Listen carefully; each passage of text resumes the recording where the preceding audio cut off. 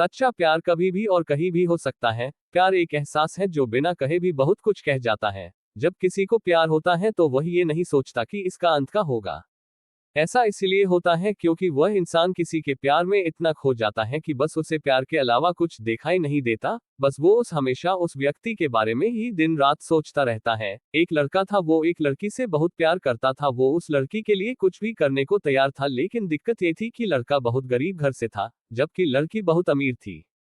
और दूसरी दिक्कत ये था कि लड़का अलग कास्ट का था, जिस वजह से दोनों के प्यार में बहुत कठिनाई आ रही थी।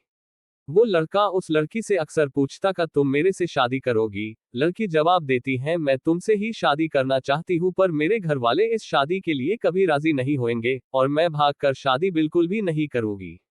ये समाज बहुत बुरा है, हमें जीने नहीं देगा और रोज रोज हमें नई नई ताने देगी, जो कि हमसे सहन नहीं होगा। तब लड़का कहता है ठीक है, जब मैं अपने पैरों पे खड़ा हूंगा तो तुम्हारे पापा से तुम्हारा हाथ मांगूंगा। लड़की हंसते हुए कहती है शादी में क्या रखा है, क्या शादी बात तुम्हारे लिए मेरे दिल में प्यार कम हो जाएगा। ये सुनकर लड़का सोच में पड़ जाता है, फिर हंसते हुए कहता है क्या तुम शादी बाद मुझको भूल जाएगी।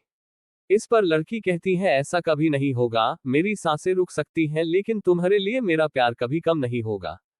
फिर धीरे धीरे वक्त बीतता गया और लड़की के घर वाले उसके लिए लड़का देखने लगे। जब लड़का को ये बात पता चला तो वह पागल सा हो गया। वह जिससे वह बहुत प्यार करता था, उस लड़की के लिए अपने दिल में नफरत भर लिया।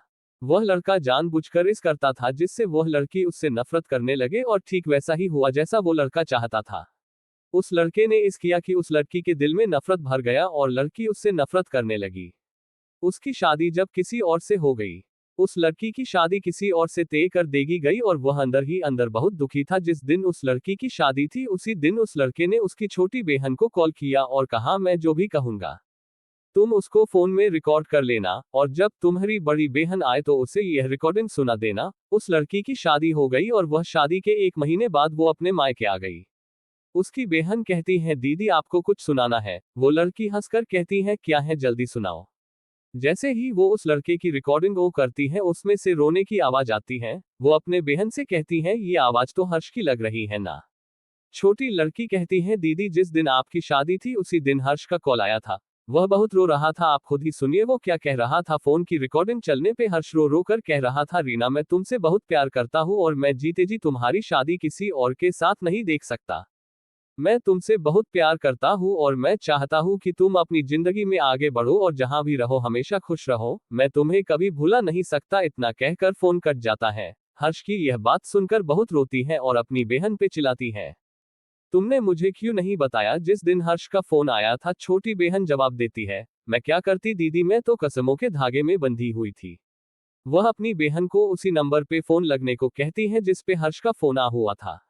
छोटी बहन पूछती है क्यों दीदी, वो अपने बहन को जोर से डांट देती है। छोटी बहन हर्ष को फोन लगती है, दूसरी तरफ फोन उठता है। हेलो हेलो आरटी जी, हर्ष कहाँ है। हर्ष की मां रोने लगती है और कहती है कि अब हर्ष इस दुनिया में नहीं रहा। वो ये सब सुनकर चौंक जाती है और पूछती है ये कब हुआ और कैसे हुआ। पता नहीं कैसे हर्ष ने अपने आप को जिंदगी से दूर कर लिया, कसम खा ली कि किसी से भी शादी नहीं करेगा।